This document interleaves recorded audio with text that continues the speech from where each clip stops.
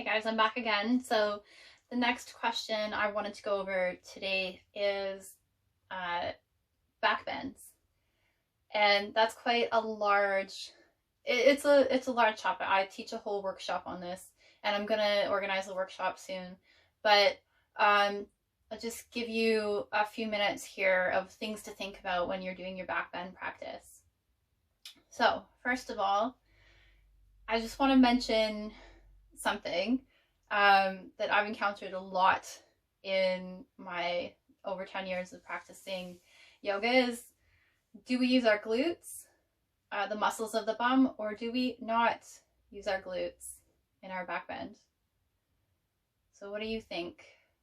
What do you think? And have you been told there's only one way to do it? So one way is right and one way is wrong. Because I have heard a lot of different opinions on this, and you know what, my thoughts on this is that it's a personal preference, as in any asana, any posture that we do. Everybody has different bodies. We have different lengths of bones, space in our joints, strengths, weaknesses, tightness or hypermobility. So you have to figure out what works for you. Okay, that's really important to understand. There's no 100% you should be doing this all the time, or 100% you should not be doing this all the time. And that will change as your body changes. It will change in the day as you're practicing, how you're feeling in certain poses. So that's quite a broad generalization. So we're going to take it specific to back bending. And there's all sorts of different back bends. You can be in bridge pose, camel pose, even things that are less obvious. Even warrior one is a back bend to some extent. Dancer's posture, Dhanurasana, cobra pose, all these things. So I'm just going to stick with bridge pose because I think it has a really great foundation for understanding the movement of your hips in relation to your legs, in relation to your spine and your shoulders, that we need to be aware of when we're doing a back bend. Okay, so you can lay down when you're preparing for bridge pose, and I'm gonna turn my head a little bit when I'm talking to you guys, but try not to turn your head when you're in your back bends. I'm gonna break my own rules. So we start with the hands on the floor with bridge pose and the feet about underneath the knees. Okay, so not too close, not too far, about underneath the knees, so your joints and bones are aligned. And then all I want you to do is start to notice the curvature of your lower back on the floor. So is your back off the floor, or is it completely on the floor, or something in the middle? Where is your range of motion here? Okay. And if you watch that hip compression video I just talked about, we want to notice how much space we have in the front of our hips here. So is it feeling more compacted, more tight, pulling down the lower back, or is it feeling kind of open and your lower back's closer to the floor? So what is it for you? Now, when we come into a back bend, we want to be aware of how we have the pelvis positioned, and there's a couple ways you can approach this. So you can lift your tailbone first. If you just notice my hips, lift the tailbone. Okay, so my lower back's lengthened now, and I've just created some more space in my hip flexors here and engaged my glutes, right, to have that tilt of the pelvis and slight lift of the tailbone. And then you slowly peel up your spine, so tailbone stays lifted, rolling up the spine. Now you can stop here and just keep your hands on the floor and just squeeze your bum. It might help to lift your toes off the floor, accentuate your grounding into your heels, squeeze your bum and lift your hips, the points of your hips up, while keeping the tailbone lengthened. Try not to let that tailbone drop, because that's when the glutes disengage. Okay, and then we roll down.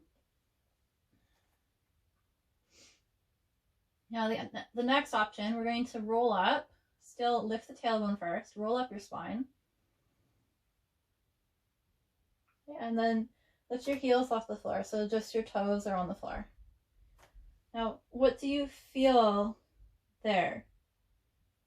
Okay, squeeze your bum when you lift, and then relax your bum.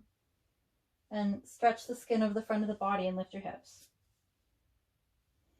Okay, so relaxed bum, and then squeezed bum.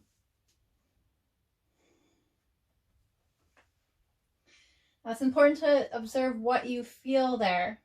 When you relax your bum, do you feel like you have more ability to lift and get into the front of the body, into the chest? Or does your lower back hurt? Maybe both. Okay, and then when your bum was squeezed, did your lower back feel more supported, but less range of motion, maybe in the front, maybe less opening in the front? Okay, so those are things that you need to think about for yourself when you're up in your back bend. Do it again. So lifting up, squeezing the bum, heels down on the floor. So here, I don't feel much of a stretch in the front of my body. All right, I'm just more open there naturally from, not naturally, but just from my yoga practice. And I remember when I first started yoga, I was really, really, really, really tight in the front of the body. And I had like no glute strength at all. I don't think my glutes know that they existed before. So when I came up into my back bend, it felt really good to just relax my glutes. I felt like I could have more space in my hips and pelvis, and then more of a length in the front of the body. And it just felt really good to open my chest and shoulders, pectoral muscles and hip flexors without straining and exhausting my glutes. I felt like I could have more space there. However, now, because I have, because of my yoga practice, I have a stronger and more flexible body through years and years and years of practice. That's changed for me. So it doesn't feel stable in my lower back when I don't have my glutes engaged. And I'm not going to say all the time, just most of the time, depending on the back bend that I'm in. Okay, so I like to have my glutes to stabilize my lower back and hips, because my back has a tendency to stick out, my tailbone, and go into that hyper curve in the lower back, which can cause back issues. And also, I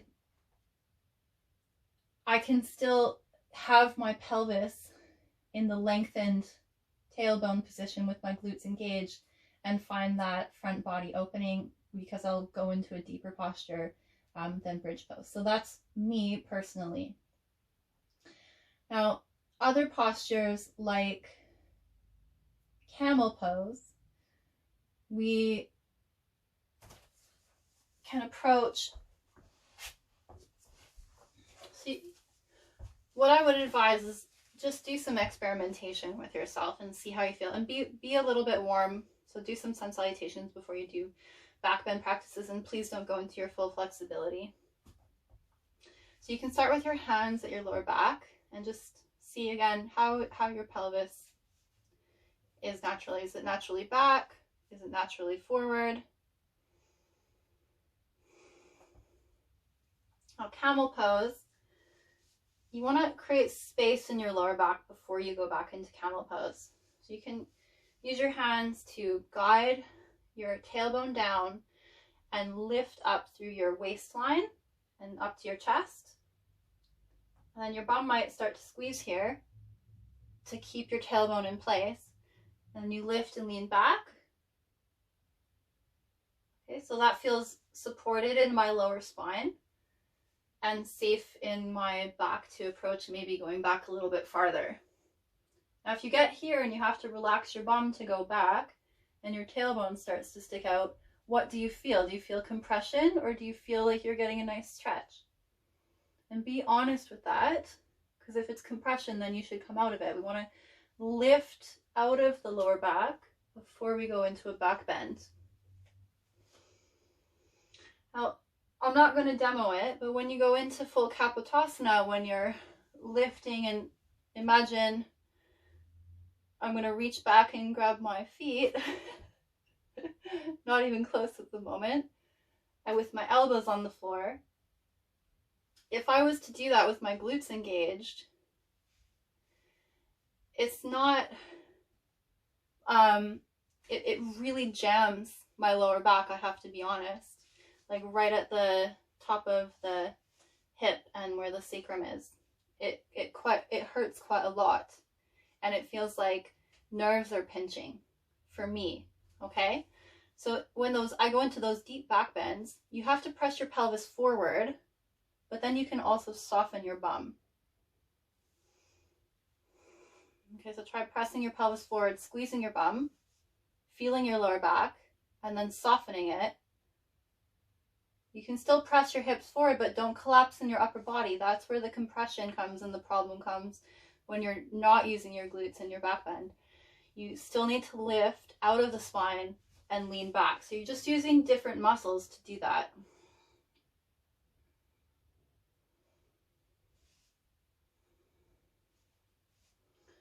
So feel it for yourself. Squeezing your bum, lifting up your chest, then relaxing your bum.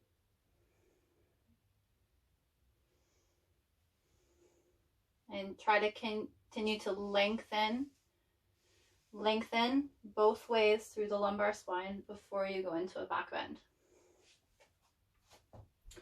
All right, so there's loads more I can say on back bends when we go into deeper variations, wheel or bridge, but I think that's enough for now. We're almost over 12 minutes in.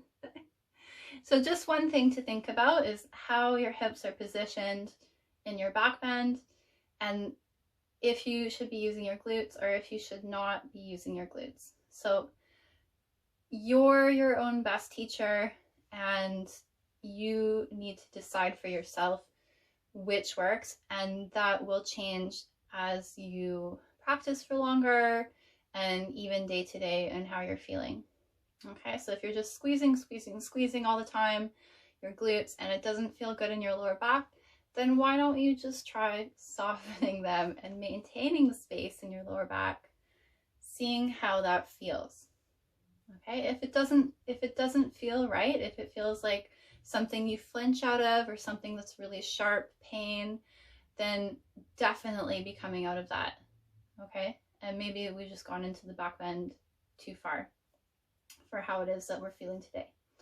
Okay, so the agency is with you. It's your practice and it's your body, and you know for yourself what feels right and what feels wrong. Okay, so let me know if that helps. As always, I'll be back with more tutorials soon. Okay.